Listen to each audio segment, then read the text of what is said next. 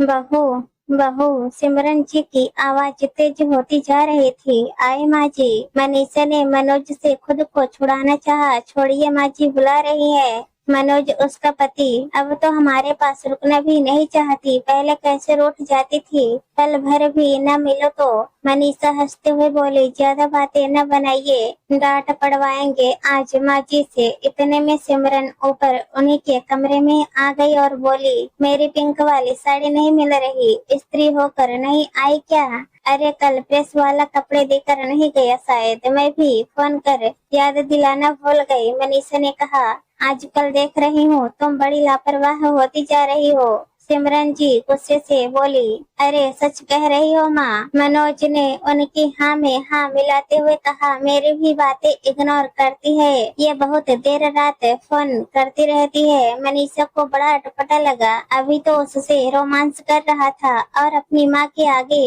लगा उसकी ही बुराई करने। उसे अपने पति का ये रूप कुछ समझ न आया, लेकिन संकोचवश कुछ बोल न सकी। मन ही मन सोचती रही कि अगर उन्हें घर के कामों के लिए इतनी पाबंद लड़की ही चाहिए तो ये लोग मुझसे नौकरी ही क्यों करवाते हैं? आखिर नौकरी की कुछ जिम्मेदारियां होती हैं, उसी से संबंधित फोन भी करने पड़ते हैं, और अगर एक बार कुछ भूल गई तो माँ बेटे मिलकर मुझे ताने मारेंगे क्या? अपनी लड़की घर में खाली बैठकर दोस्तों से गप्पे मारेगी, वो सही, बहु काम से भी फोन करे तो गलत। ये कहाँ का न्याय है?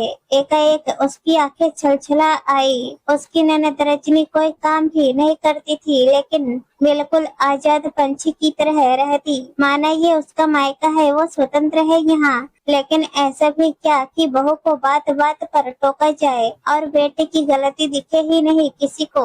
और सबसे बड़ा दुख तो इस बात का था कि उसका अपना पति ही उससे दोगला व्यवहार करता। जल्दी ही अपना दिमाग दूसरी ओर लगाकर मनीषा तेजी से काम निपटाने लगी, नहीं तो उसे ऑफिस को देर हो जाती। लेकिन मन में वो कुछ निर्णय ले चुकी थी, आज शाम को मैं इन लोगों से बात करूंगी। देर रात को सारा घर डाइनिंग टेबल पर इकट्ठा था। विकास उसके ससुर मनीषा को बेटी समान ही प्यार करते थे, पर अपनी पत्नी की टोका टाकी से खुद भी परेशान रहते, इसलिए उसके सामने बहू का पक्ष न लेते। मनीषा दौड़ दौड़ के सबको सर्व कर रही थी। उसके ससुर बोले, चलो बेटा अब तुम भी आ जाओ, थक गई होगी। मनीषा को सचमुच भूख लगी थी। वो एक चेयर खींच के बैठ ही रही थी कि उसकी ननद रजनी बोली, भाभी मुझे जरा अचार और ला के दे दो। जैसे ही वो जाने लगी, उसके ससुर तेज आवाज में बोले, ओ तुम सबकी नौकर नहीं है, खुद लाओ उठकर। इसी बात पर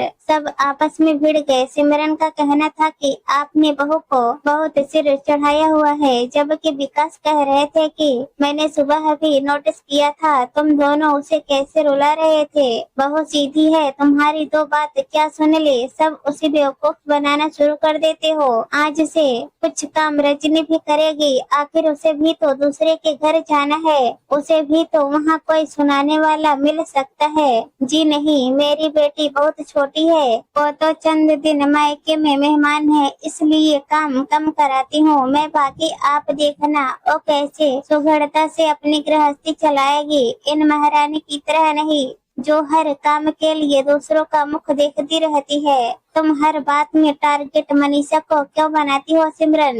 विकास खुद पर नियंत्रण खो गए थे। आज मनोज को भी पहली बार माँ और बहन की गलती लगी थी, उसने भी पहली बार मुंह खोला। ठीक है, इन दोनों के काम बांट दीजिए, फिर विवाद कैसा?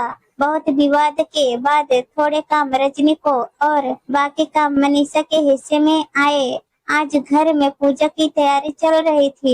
देवी माँ का जागरण रखा हुआ था, प्रसाद का काम रजनी संभाल रही थी, जबकि बाकी सभी काम मनीषा के जिम्मे था। मनीषा बड़ी समझदारी और लगन से सब कर रही थी, लेकिन सिमरन कोई न कोई कमी निकाले ही जा रही थी। जब बारी आए प्रसाद के सामान को चेक करने की तो रजनी को बुलाया गया। बहुत बार बुलाने पर तो वो आई, फिर लापरवाही से बोली, अभी से क्या शोर मचा रखा है? कल सुबह पूजा है, कल ही मंगा लूंगी ना। भूल गई आज मैं तो क्या करूँ? सिमरन बोली, बच्ची है अभी, कभी जिम्मेदारी पड़ी नहीं है ना, धीरे धीरे सब सीख जाएगी। मनीषा को याद दिलाना चाहिए था इसे। उसका इतना कहना था कि विकास जी जो कभी कुछ कहते नहीं थे आज बरस पड़े।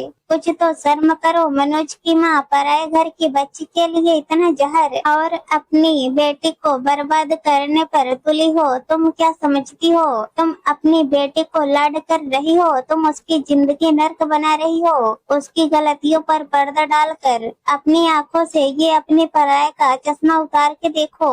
तुम्हारी बहू भी तुम्हारी बेटी जैसी है। उसे भी तुम्हारे प्यार विश्वास की जरूरत है। कौन कहता है बहू बेटी समान नहीं होती? उसे और इज्जत सम्मान देकर भी तो देखो। जानती हो तुम्हारी जैसी मानसिकता की वजह से ही आजकल समाज में ये भ्रांति है कि जिस घर में अविवाहित ननद बैठी हो वहाँ शादी नहीं करनी चाहिए। कितनी शादियाँ रुकी रहती हैं इस वजह से। ठीक भी है, अगर ऐसी सास और ननद होंगी तो कौन बेटी सुखी रह सकेगी अपने ससुराल में? फिर उन्हें दोष क्यों देती हो कि आते ही उसने तुम्हारे बेटों को घर से दूर किया? उन्हें घर सा माहौल तो दो पहले, तभी कुछ उम्मीद करना। सब सिर झुकाए बैठे थे। सिमरन और रजनी को अपनी गलती समझ आ रही थी।